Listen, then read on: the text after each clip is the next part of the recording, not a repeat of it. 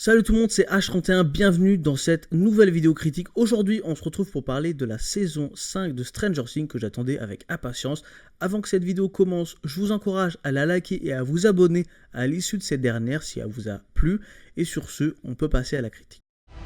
One last time. Alors la saison 5 de Stranger Things, je l'attendais avec impatience. Il y a quelques années, j'avais fait la critique de la saison 4. J'avais grandement apprécié. Moi, je suis quelqu'un qui aime beaucoup Stranger Things. C'est une série qui me touche parce que c'est une série un peu de gigos, etc. Et j'en suis clairement un. C'est vrai que j'avais un peu peur de cette saison 5 de Stranger Things parce que c'est un final et j'avais un peu peur, comme pas mal de finales, que ça soit un peu gâché. Et force est de constater que mes craintes se sont un peu réalisées. Moi, j'ai suivi quand même cette série pendant un bon moment, c'est pour ça que j'avais pas envie de la voir se cracher dans la dernière saison, parce que voilà, j'ai commencé à la regarder un peu après la fin de la saison 2, j'ai regardé après la saison 3 quand elle est sortie, la saison 4, la saison 5 et tout, j'ai tout le temps binge-watché la série. Je dois le dire, la saison 4 était extrêmement épique, je pense que c'était les moments où il y avait le pic en termes d'émotion, de épique de la série. Et je trouve qu'en fait, cette saison 5, clairement, et d'ailleurs, je vous le dis tout de suite, on va spoiler, donc ne restez pas si vous n'avez pas vu la saison, elle n'arrive pas à la hauteur des saisons précédentes et de cette saison 4 qui était épique et qui aurait pu, je pense, selon moi, être la dernière si elle avait été un peu plus étoffée, on aurait enlevé des éléments pas forcément importants. Je vous jure qu'on aurait pu finir la série avec la saison 4. Est-ce que c'est la saison trop ? Alors, mon cœur balance, oui, il y a des éléments qu'il fallait qu'ils soient développés, mais je trouve que cette saison est rallongée aussi artificiellement et c'est un gros problème. Déjà, la saison 4 finissait sur un gros cliffhanger avec l'arrivée du monde à l'envers dans le monde réel. Ça promettait du lourd pour la saison 5 et là, la saison commence avec un peu un rétro-pédalage. On est sur un statu quo, voilà, ils ont repris leur vie normalement, etc. Et on nous met un mystère sur un personnage qui s'appellerait Monsieur Quiproquo. Et en fait, un mystère qui ne marche pas du tout parce qu'on sait très bien que ce personnage, c'est Vecna. On le sait dès le début, on sait très bien qu'il va revenir. Et du coup, faire 2 épisodes sur ce suspense qui finalement ne marche pas, c'est déjà une perte de temps pour moi. Et c'est bien dommage. Mais bon, admettons, pourquoi pas.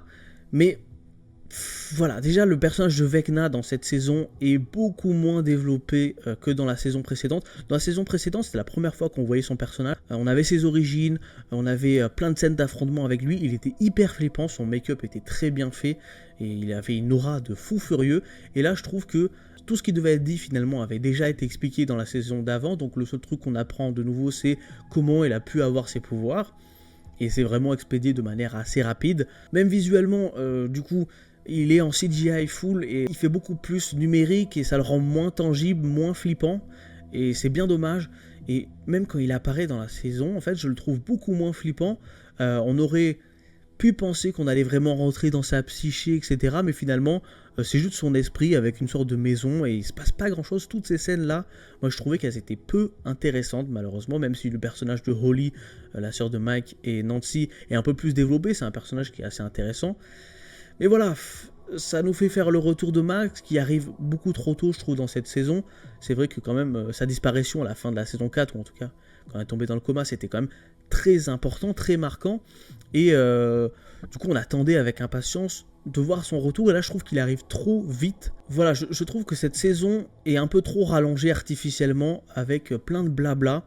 C'est vrai que ça a toujours fait partie de la série, hein, les personnages se posent, ils expliquent, ils essayent de comprendre ce qui se passe, après ils élaborent des plans, etc. Mais il y avait quand même un bon 50-50 entre de l'action et des scènes explicatives. Dans la saison 4, vraiment, on a eu plein de moments épiques, genre vraiment, hein, que ce soit les affrontements contre les démons gorgons dans les goulags russes, la scène où Eleven fait tomber l'hélicoptère, quand Max fuit de Vecna avec la musique de Kate Bush, le final de la saison, enfin franchement, il y avait plein de moments hyper épiques. Ils essaient de faire des redites dans cette saison de ces éléments, mais en moins bien. Et c'est fortement dommage. Moi, j'ai pas ressenti du tout les frissons dans cette saison que j'ai pu ressentir dans la saison 4. Voilà, quand Max arrive enfin à se libérer, ça m'a pas procuré beaucoup de frissons. Alors, il y a des scènes qui m'ont agrippé, c'était plus dans la première partie de la saison. Je pense par exemple au moment où Holly se fait kidnapper. Là, vraiment, j'ai été vraiment assez stressé. Mais voilà, même le final qui n'est pas mauvais, hein. On a cet affrontement avec ce gros monstre, etc. Il est sympa, mais c'est sans plus. Ça aurait pu être beaucoup plus, je trouve. Il n'y a pas une grande intensité. Quand les personnages sont mis en danger, finalement, ils se sont toujours sauvés d'affaires facilement. Voilà, moi je pensais que Nancy et Jonathan, par exemple, allaient mourir dans leur scène de non-demande. Ensuite, il y a des personnages nouveaux qui sont intéressants, mais qui ne sont pas développés.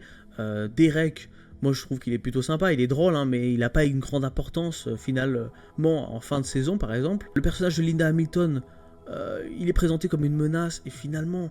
Je vous jure qu'il est hyper anecdotique, c'est-à-dire que il est juste là pour être un militaire qui veut créer des super soldats, enfin un truc un peu basique.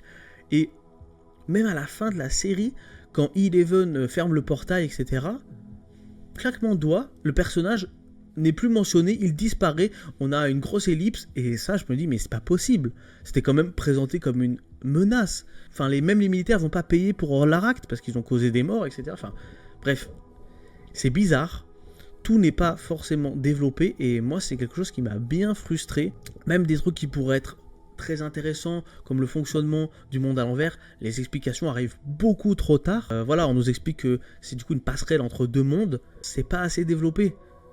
Et en fait tout ça est très frustrant, je trouve que cette saison, voilà, elle est pas mauvaise, je trouve que le final en soi il est plutôt satisfaisant parce qu'il est un peu émotionnellement chargé, on voit ce que les personnages vont devenir, on a un suspense sur la mort d'Eleven qui peut-être n'est pas morte, et ça c'est un truc qui est assez cool, parce que c'est une fin un peu ouverte, mais voilà, c'est pas au niveau des Sopranos quand même, donc...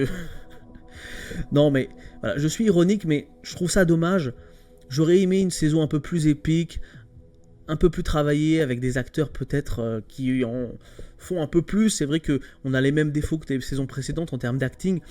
Par exemple, il y a les personnages comme Lucas, Hopper. Je trouve que c'est des gens, ils jouent plutôt bien dans la série. Mais après, par exemple, on a Eleven, c'est pas foufou. Mike non plus.